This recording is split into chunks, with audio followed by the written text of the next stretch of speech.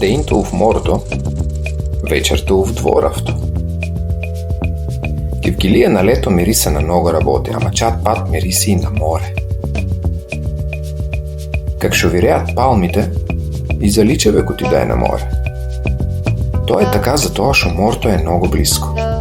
Толку близко, шо дента може човек да оде да се изпляски на плажа, да се върне и вечерта на раат, да си изпадне в градот или в дворот, да си го оживе ладот.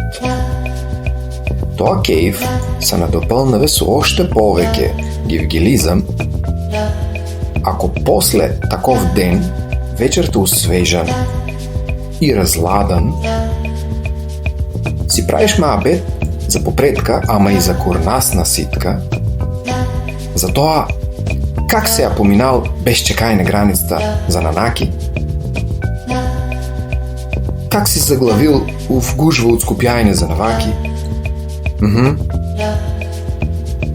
и слични такви чешит марка маабете за апнато со флаки.